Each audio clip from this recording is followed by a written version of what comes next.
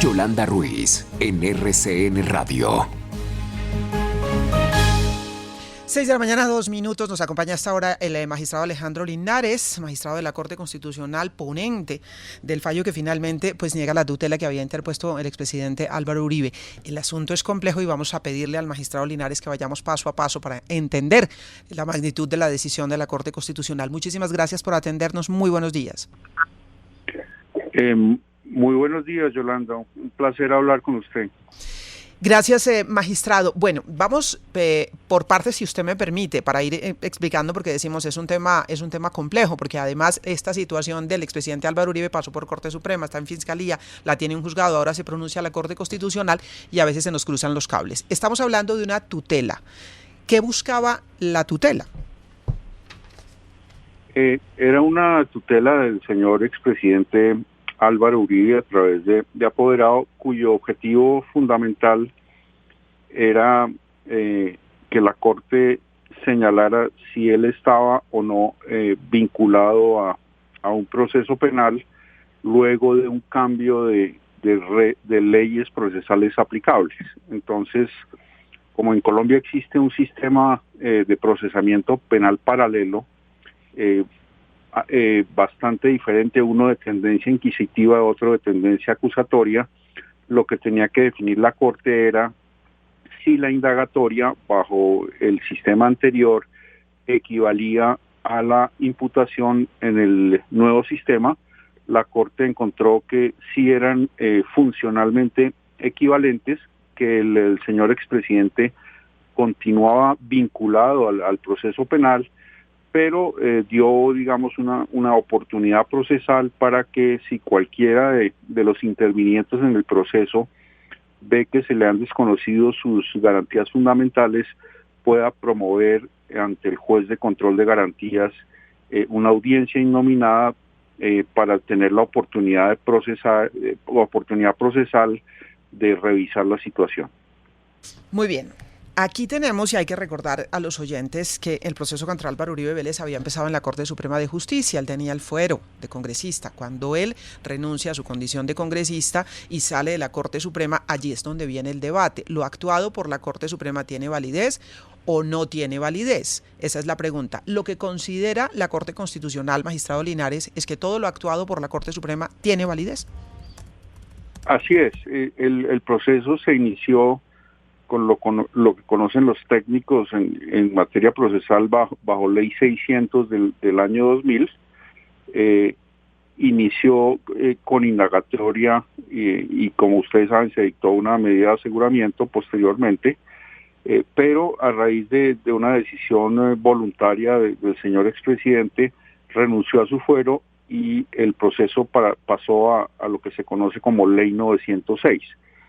Para la Corte era muy importante señalar que todo lo actuado conserva su validez y eficacia, pero obviamente hay que adaptar lo actuado al nuevo sistema. Por ejemplo, pues la evidencia recolectada, las pruebas, hoy en día bajo el sistema de ley 906 se conocen como elementos materiales probatorios, pero lo más importante es que todas las actuaciones de la Corte Suprema de Justicia son válidas y eficaces, en particular la decisión de vincular al señor expresidente a un proceso penal. Esa vinculación hay que adecuarla al nuevo sistema y en el nuevo sistema estar vinculado implica estar imputado y en ese sentido la Corte hizo una equivalencia funcional entre la indagatoria y la imputación.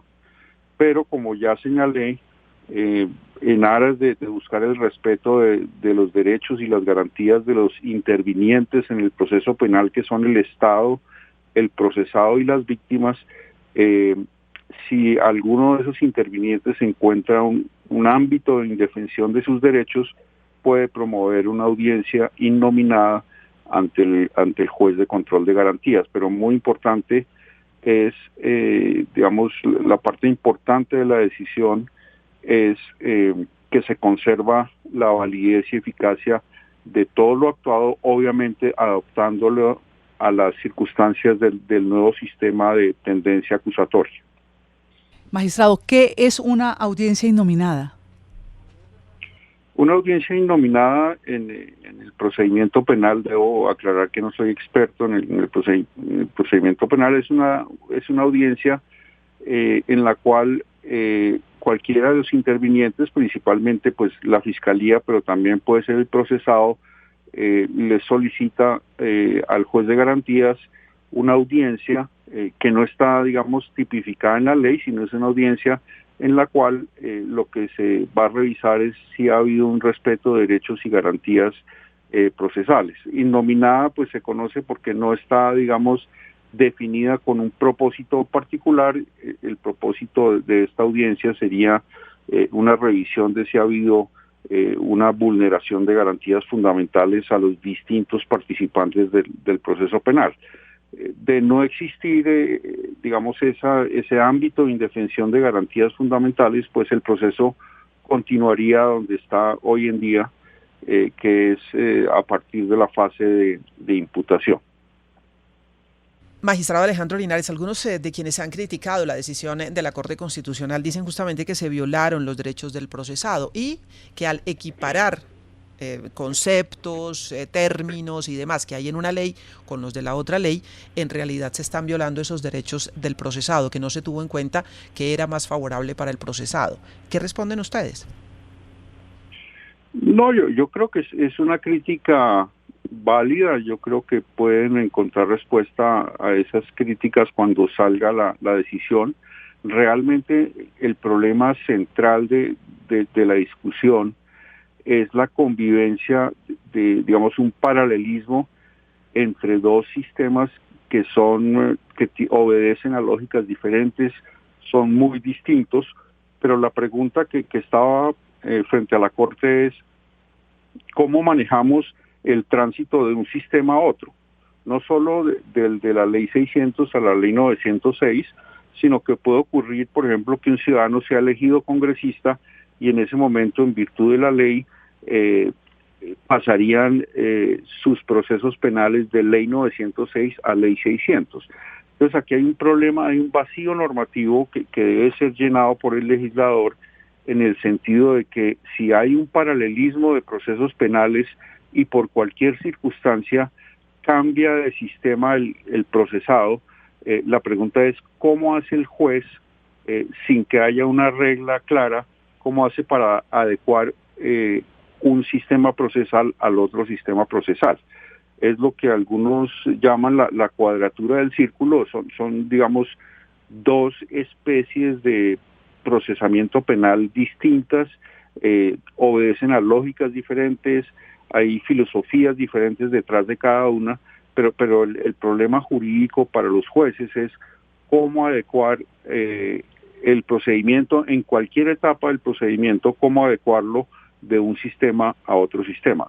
Por eso la dificultad de la decisión, y yo debo decir que gracias a la construcción colectiva de las discusiones de la Corte llegamos a esta decisión que no fue fácil, donde hubo argumentos muy profundos de lado y lado, y finalmente llegamos a una decisión. Ninguna decisión es perfecta, pero yo debería resaltar que no hay una norma que llene ese vacío normativo de qué pasa cuando uno se pasa de una carretera penal, digamos, a otra carretera penal, siendo las dos carreteras muy distintas.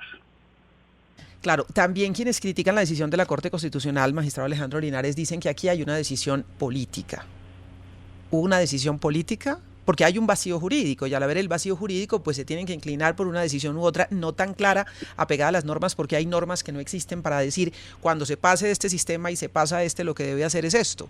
Eso no está claro. Al final es de interpretación y, bueno, siempre que toman decisiones ustedes, los juristas, los magistrados, pues es de interpretación de las normas y las leyes, y en este caso de interpretación de un vacío. Sí, yo la verdad, pues generalmente nos hacen esa crítica. Infortunadamente, como usted señala, Yolanda, hay un vacío, y ese vacío lo tiene que llenar el juez, ¿no? Llámese Corte Constitucional, llámese Corte Suprema de Justicia, llámese juez de garantías. Y el juez, cuando llena los vacíos, tiene que aplicar, digamos, tiene que acudir a principios generales del derecho, a decisiones previas, digamos, a doctrina, tiene que acudir a otras fuentes de naturaleza nacional e internacional. Infortunadamente, frente a los vacíos normativos, el juez debe hacer uso de sus herramientas de interpretación de las normas para llegar a las conclusiones. Yo invitaría a los que critican que es un fallo político a que lean la ponencia. La ponencia es una ponencia muy técnica, pero más importante a que lean la sentencia para que se den cuenta que esta difícil decisión tiene una justificación normativa importante sobre bases constitucionales. Muy bien, magistrado Alejandro Linares. Este fallo, y lo decíamos, le da validez a todo lo actuado en la Corte Suprema de Justicia. ¿Qué pasa ahora con lo actuado por parte de la Fiscalía y lo que va que está en manos de un juez? ¿Qué pasa con eso? ¿Sigue teniendo validez? ¿El proceso sigue donde va? Recordemos que la Fiscalía había pedido la preclusión. El proceso sigue donde va, continúa, digamos. Lo que estaba en discusión era si a partir de cuándo continuaba el proceso. La Corte ratificó lo que había dicho el juez cuarto, la juez cuarta penal del circuito de Bogotá, en el sentido de que estábamos en la etapa de imputación y debería continuar el proceso. Entonces, el proceso del señor expresidente Uribe continúa en el estado en que se encuentra, digamos, porque la Corte lo que hizo fue ratificar o confirmar la decisión de la juez del circuito, en el sentido de asimilar o hacer equivalente la indagatoria en un sistema a la imputación en el otro sistema. Magistrado, se generó mucho ruido también mientras estaban ustedes sesionando por cuenta de las filtraciones, de los debates, de los detalles de lo que estaba pasando en la sesión. ¿Qué ocurrió finalmente? Estaban inicialmente virtual, luego se fueron a presencial. ¿Qué pasó? En lo que nos pueda contar, obviamente, en esta sesión particular de la Corte tomando una decisión tan importante. Sí, dado que había múltiples presiones y filtraciones, el presidente de la Corte, el doctor Lizarazo, tomó la decisión de que fuéramos a una sesión presencial en la cual no tuviéramos ni computadores ni celulares, lo que hizo que todo fuera a base de papel y memoria, lo cual me parece que fue una decisión muy acertada, porque nos permitió tener una deliberación muy independiente, muy profunda, y nos permitió llegar a una decisión. Magistrado, entendiendo que esta es una decisión de tutela y que afecta directamente al tutelante, de alguna manera uno diría se sienta jurisprudencia, porque es que son varias las personas que han renunciado a sus fueros para irse de la investigación en la Corte Suprema a la Fiscalía. Esto significa que de aquí para adelante esta es la interpretación que se le da mientras el vacío jurídico exista. ¿Había antecedentes ya, otras decisiones similares en aforados que renunciaron al fuero? Sí, había, digamos, en el sistema penal colombiano algunas decisiones. Digamos, la importancia de esta decisión es que como la toma la Corte Constitucional, pues genera un precedente constitucional respecto de casos similares. Yo creo que lo relevante es que se conserva la validez y eficacia de lo actuado, y que obviamente cuando uno pasa de un sistema a otro, porque se puede pasar de ley 600 a ley 906, pero también es posible y existen casos en que uno pase de ley 906 a ley 600, por ejemplo, cuando un procesado es elegido al Congreso. En esos casos, digamos, el principio general es que conserva validez y eficacia lo actuado. Pues, magistrado, muchísimas gracias por acompañarnos a esta hora. Gracias, Yolanda. Yo creo que es muy importante que la ciudadanía entienda, digamos, la importancia de la decisión, que es una decisión que es un fallo en derecho, que lo que busca es preservar los derechos de todos los intervinientes en el proceso penal, el Estado, la justicia y también las víctimas. Y obviamente respetando los derechos fundamentales del procesado. Muy bien, muchísimas gracias. Es Alejandro Linares, es el magistrado ponente de la decisión que finalmente tomó la Corte Constitucional en una tutela interpuesta vía apoderado por el expresidente Álvaro Uribe Vélez. Resumiendo, ¿qué dice la Corte Constitucional? Lo actuado por la Corte Suprema de Justicia tiene toda la validez y las decisiones tomadas allí tienen toda la validez. Por lo tanto, debe seguir todo el proceso como va hasta el momento. Es decir, ya la Fiscalía estaba avanzando en el proceso y recordemos que pidió la preclusión, porque para la Fiscalía no hay pruebas suficientes. La decisión está en manos de un juez y el juez tiene que tomar esa decisión. Pero todo lo actuado por la Corte Suprema de Justicia tiene validez y dice la Corte Constitucional también que hay un vacío jurídico porque deben pasar de una ley a otra ley y hay un vacío porque no está establecido claramente qué se debe hacer. Ellos lo que han hecho es equiparar el imputado con el vinculado a la investigación. Y en ese sentido, pues sigue en calidad de imputado Álvaro Uribe Vélez en la investigación que está en este momento. Pero la decisión hoy está en manos de un juez. Recordemos que la Fiscalía ha pedido la preclusión del proceso. Muchas y múltiples, por supuesto, las reacciones ante esta decisión. En segunditos les tenemos algunas de ellas. 6 de la mañana, 18 minutos.